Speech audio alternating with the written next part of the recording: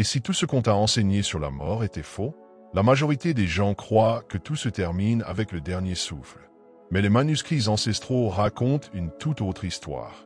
Selon eux, les 49 premiers jours après la mort sont une traversée intense, remplie d'épreuves et de révélations, qui détermine si l'âme sera libérée ou ramenée dans la roue des réincarnations. Et le plus effrayant, la plupart échouent dans ce processus sans même s'en rendre compte. Peu de personnes le savent, mais il existe un savoir perdu qui explique en détail ce qui se passe durant cette période critique. Le livre tibétain des morts décrit chaque étape de ce voyage et révèle comment la conscience traverse des épreuves qui ressemblent à un rêve ou à un cauchemar. Mais la grande question, pourquoi personne ne parle de cela? Pourquoi ce secret a-t-il été effacé de l'histoire? Y a-t-il quelque chose qu'on ne veut pas que tu découvres? Si tu penses que la mort est un point final, cette vidéo va complètement changer ta vision des choses. Mais avant de continuer, vérifie que tu es bien abonné à la chaîne, car nous allons explorer de nombreux autres mystères que peu de gens connaissent. Maintenant, prépare-toi, car ce que tu t'apprêtes à découvrir pourrait bouleverser tout ce que tu pensais savoir sur la vie et la mort. La mort a toujours été vue comme une fin, mais les anciens savaient qu'elle n'était qu'une porte. Le manuscrit tibétain connu sous le nom de Livre des morts décrit un chemin que la plupart ignorent. Un voyage de 49 jours après la mort, où l'âme affronte des épreuves déterminant si elle trouvera la libération ou sera ramenée dans la roue du renouveau. Imagine une traversée semée d'embûches, où chaque choix influence le destin final. Ceux qui ont étudié ce processus ont laissé des instructions précises pour comprendre ce qui arrive réellement après l'arrêt du cœur. Dans les premiers instants après la mort, la conscience se retrouve libérée, sans corps, sans poids, mais toujours attachée à l'existence terrestre. C'est le moment le plus critique. Si la personne a vécu en s'accrochant au monde matériel, elle peut paniquer et perdre l'opportunité d'échapper au cycle. Cependant, ceux qui se sont préparés, qui ont étudié ces anciens manuscrits et entraîné leur esprit au détachement, ont la chance de voir la vérité. Ils comprennent qu'il n'y a aucune raison d'avoir peur, car la mort n'est pas une fin, mais un commencement. Une transition vers quelque chose de plus grand, d'inconnu pour ceux qui restent prisonniers du monde physique. Ce que peu savent, c'est que ce voyage est influencé par la façon dont une personne a vécu. Pense aux individus qui pratiquent la méditation, l'introspection et l'étude des textes sacrés.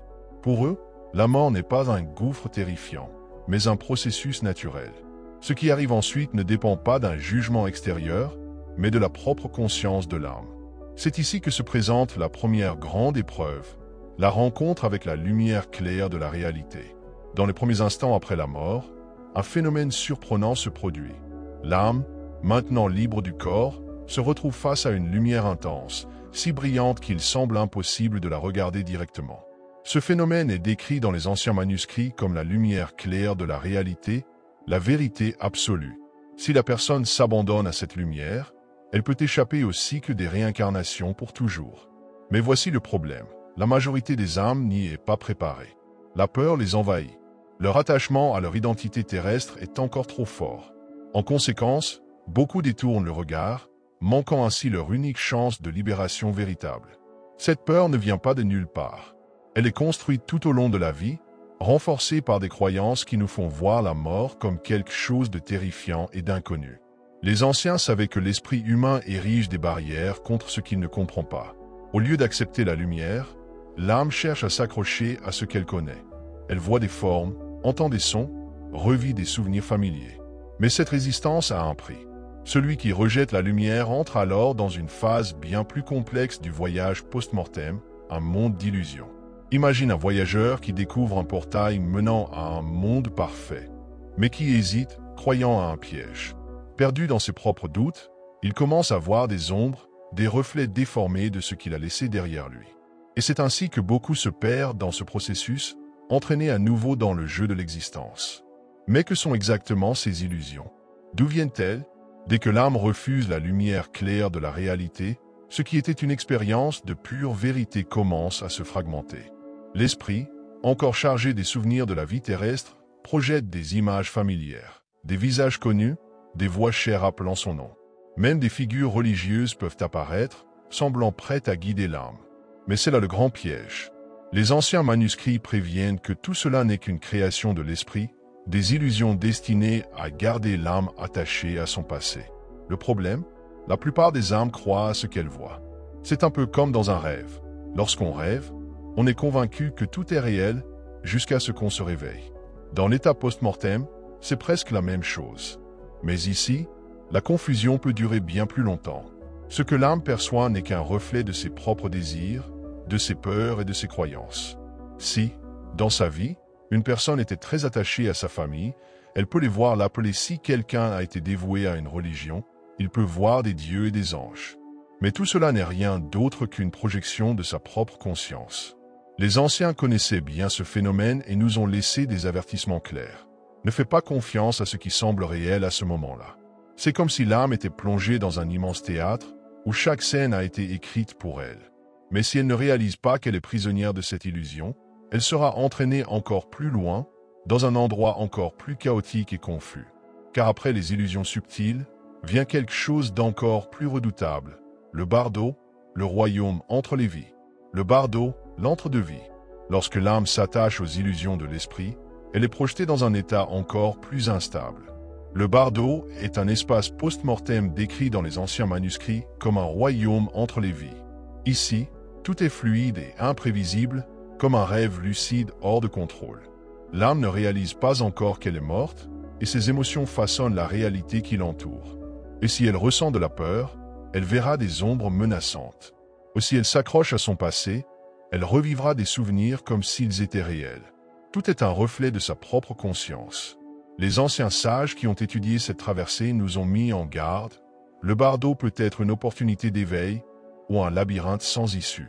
Dans cet espace, l'âme erre sans direction, revivant souvenirs et désirs comme s'ils étaient tangibles. Imagine quelqu'un qui, toute sa vie, a été obsédé par la richesse. Dans le bardo, cette personne pourrait voir devant elle des montagnes d'or, mais à chaque fois qu'elle tente de les saisir, elles disparaissent. Une autre, rongée par la culpabilité, pourrait être condamnée à revivre ses pires moments, comme prise dans un cycle de regrets éternels. Il n'existe ni paradis ni enfer dans ce processus. Juste l'âme, face à ses propres illusions. C'est comme un miroir infini, où tout ce qui se reflète est ce que l'individu a porté en lui durant son existence. Mais il y a quelque chose d'encore plus troublant. Certaines âmes parviennent à comprendre qu'elles sont piégées dans cet état et cherchent une échappatoire. Elles ressentent qu'il y a autre chose, qu'elles ne sont pas encore arrivées à la réalité ultime. Mais à cet instant, une nouvelle épreuve se présente. Car le bardo n'est pas seulement un lieu de souvenir, c'est un espace où des forces mystérieuses commencent à se manifester. Sont-elles des guides bienveillants ou de simples illusions prêtes à se transformer en quelque chose de bien plus terrifiant? L'apparition des êtres mystérieux. Au cœur du chaos du bardo, quelque chose d'inattendu se produit. L'âme, perdue entre ses souvenirs et ses désirs, commence à percevoir la présence d'êtres étranges. Au début, ces figures semblent bienveillantes, aux des silhouettes lumineuses, aux des maîtres spirituels, peut-être même des ancêtres ou des proches disparus qui viennent offrir leur aide. Les manuscrits tibétains décrivent ce moment comme une grande opportunité. Si l'âme reconnaît que ces apparitions ne sont que des projections de son propre esprit, elle peut s'éveiller et s'échapper de la roue des renaissances. Mais si elle hésite, si elle doute, quelque chose d'effroyable se produit. Les formes lumineuses commencent à changer. Ce qui était paisible devient terrifiant. Les guides bienveillants se transforment en dieux vengeurs, en démons gigantesques, en visages déformés hurlant et poursuivant l'âme sans relâche. Mais voici la clé. Rien de tout cela n'est réel. Ces visions ne sont que des manifestations des peurs les plus profondes de l'âme. Si elle fuit ou résiste, elle s'enfonce encore plus dans l'illusion. Mais si elle reste immobile, sans réagir, alors un phénomène incroyable peut se produire. Tout disparaît. Les anciens nous ont laissé cet enseignement dans leurs textes sacrés. Mais ceux qui, de leur vivant, n'ont jamais entraîné leur esprit à reconnaître les illusions, auront du mal à réussir cette épreuve. C'est exactement le même principe qu'un cauchemar. Et si tu réalises que tu rêves et refuses d'avoir peur, le monstre s'efface. Mais combien de personnes ont cette lucidité au moment où elles en ont le plus besoin? Dans la mort, c'est la même chose. Seuls ceux qui ont appris à affronter leur peur et à ne pas tomber dans l'illusion peuvent traverser cette phase. Mais pour les autres, le destin est déjà tracé, un affrontement inévitable avec tout ce qu'ils ont fait durant leur vie. Le jugement, un face-à-face avec soi-même. Car après la terreur vient le jugement. Mais pas un jugement imposé par une force extérieure. C'est un jugement par soi-même. Après avoir affronté les épreuves du bardo, l'âme passe par une expérience encore plus intense, la révision de sa vie. Contrairement à ce que beaucoup imaginent, il n'y a ni juge, ni Dieu, ni entité imposant une sentence. Ce qui arrive est bien plus profond. L'âme revient sur chaque moment vécu, mais cette fois, elle ressent tout ce qu'elle a fait aux autres. Et si elle a apporté de la joie à quelqu'un, elle ressent cette joie comme si elle était la sienne. Mais si elle a causé de la souffrance, elle vit cette douleur avec la même intensité. Les manuscrits tibétains décrivent ce processus comme un miroir parfait où il est impossible de mentir ou de se cacher. C'est un choc brutal pour de nombreuses âmes. Quelqu'un qui a ignoré les émotions des autres toute sa vie se retrouve submergé par un tourbillon de sentiments qu'il n'avait jamais considérés. Un tyran ressent la souffrance qu'il a imposée. Un traître expérimente la douleur de la trahison qu'il a causée. Les anciens savaient que cette expérience était décisive pour ce qui venait ensuite. Et ceux qui acceptent ce qu'ils voient, qui apprennent et libèrent le poids du passé, peuvent aller de l'avant. Mais ceux qui restent piégés dans le remords ou la culpabilité profonde sont inévitablement ramenés dans le cycle des réincarnations. C'est comme une balance existentielle. Et si une vie a été marquée par des actions positives et un esprit éveillé, l'âme peut trouver la clarté pour avancer vers la libération. Mais si elle s'est attachée à la colère, au vice et à l'orgueil, elle peut se condamner elle-même. Ce qui est fascinant, c'est que cette révision n'a pas de durée fixe. Et pour certaines âmes, cela semble durer un instant. Ou pour d'autres, une éternité. Mais quand cela se termine enfin, une seule question reste. L'âme acceptera-t-elle ce qu'elle a vu et avancera-t-elle vers la liberté? Ou restera-t-elle prisonnière de ses propres ombres, condamnée à une nouvelle vie? Car voici une vérité surprenante que peu connaissent. Personne n'impose un destin à l'âme après la mort. Il n'y a ni tribunal céleste, ni Dieu en colère, ni bourreau cosmique. Le seul juge dans ce processus, c'est la propre conscience de l'âme. Les anciens manuscrits l'ont toujours affirmé avec clarté. La véritable punition ou récompense vient de l'intérieur. Cela explique pourquoi certaines âmes se réincarnent rapidement tandis que d'autres semblent disparaître, transcendant ce cycle. Imaginez une personne qui a passé toute sa vie à ressentir du remords pour quelque chose qu'elle a fait. À sa mort, cette culpabilité s'intensifie au point de devenir insupportable. Comme un aimant, elle est attirée vers une nouvelle vie ou, d'une manière ou d'une autre, elle devra faire face à cela à nouveau. D'un autre côté, quelqu'un qui a développé la sagesse et la compréhension peut percevoir que le passé est déjà passé, et cette simple prise de conscience peut être la clé pour s'échapper. Les ancêtres nous ont enseigné que le véritable enfer ou paradis ne se trouve pas en un lieu, mais dans l'état d'esprit au moment de la mort. Si tout cela est vrai, alors une question devient inévitable. Comment peut-on se préparer à ce moment? Comment s'assurer qu'au dernier instant, la conscience ne sera pas écrasée par le poids de ce qu'elle a vécu? La réponse ne réside pas dans des prières ou des rituels vides, mais dans quelque chose de bien plus puissant, l'entraînement de l'esprit. Car au final, ce qui définit le destin d'une âme, ce n'est pas ce qu'elle a fait, mais la façon dont elle perçoit ses propres actions. Et c'est à ce moment-là que surgit le dernier grand choix, accepter la libération ou être entraîné à nouveau dans le cycle des vies. À la fin des 49 jours après la mort, l'âme se trouve face à la décision la plus importante de son existence, suivre la voie de la liberté ou retourner dans la roue des renaissances. Ce moment est décrit dans les anciens manuscrits comme l'épreuve ultime. Si la conscience a été entraînée à se détacher, à reconnaître les illusions de l'ego et du monde matériel, elle pourra échapper au cycle. Mais si elle est encore prisonnière de désirs, d'attachement et de peur, elle sera ramenée à une nouvelle vie où elle devra affronter tout cela à nouveau. Les ancêtres savaient que ce processus n'est pas une punition, mais une conséquence naturelle de ce que l'esprit porte en lui. Imaginez quelqu'un qui a passé sa vie obsédé par le pouvoir. Au moment de la mort, cette obsession ne disparaît pas, elle s'intensifie. Ce désir peut l'entraîner dans une nouvelle vie, d'une manière ou d'une autre, il cherchera à retrouver ce pouvoir. De la même manière, une personne qui a vécu avec compassion et sagesse peut, à l'instant final, comprendre qu'il n'y a plus rien à apprendre ici. Cette clarté peut la mener à la libération. Le problème est que presque personne ne se prépare à ce choix. Et sans préparation, la plupart répètent les mêmes erreurs, renaissant avec les mêmes schémas, vivant les mêmes souffrances, sans se souvenir du voyage précédent. Mais il existe un secret que peu connaissent, quelque chose que les ancêtres ont laissé consigner dans leurs enseignements les plus cachés.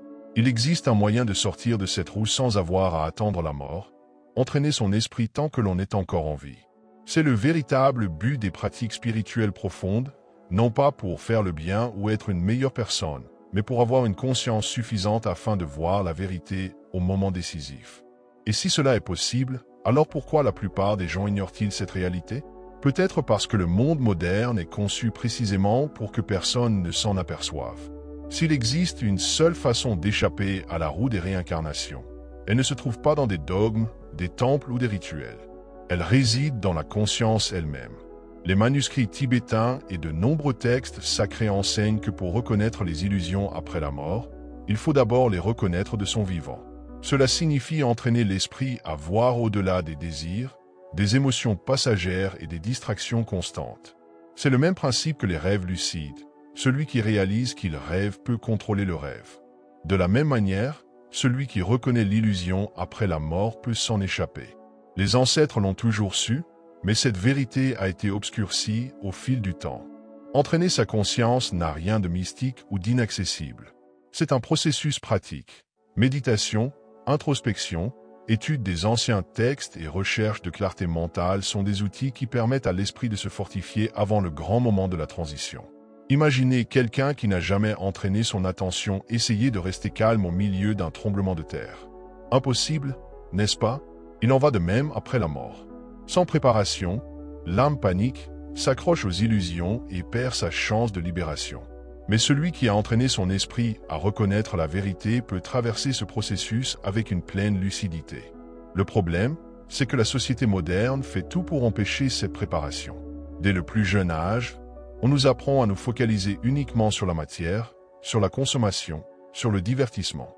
Ce qui maintient l'âme prisonnière de la roue des réincarnations, ce n'est pas une punition divine, mais un système conçu pour que personne ne réalise qu'il est enfermé.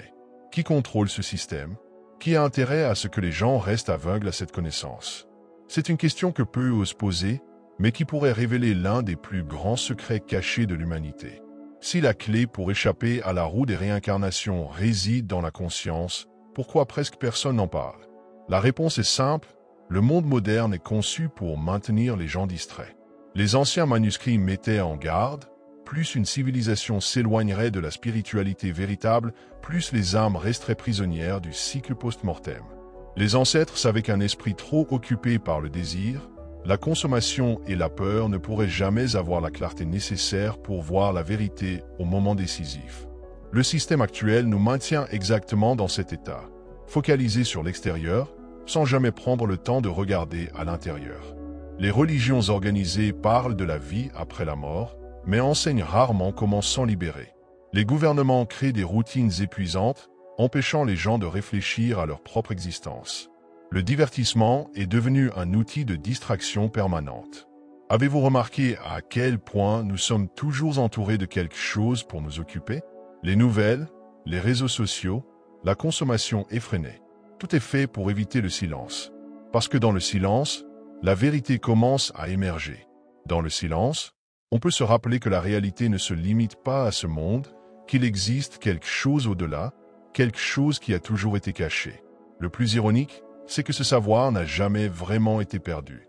Il a toujours été là, dans les anciens textes, dans les manuscrits oubliés, dans les enseignements des véritables maîtres. Mais la question est, combien sont réellement prêts à chercher cette connaissance? Combien peuvent se détacher des distractions suffisamment longtemps pour voir la réalité? La majorité suivra le courant sans jamais comprendre qu'elle est prisonnière. Mais pour ceux qui commencent à s'éveiller, un nouveau chemin s'ouvre. Et peut-être, juste peut-être, est-ce le premier pas pour échapper au cycle des renaissances.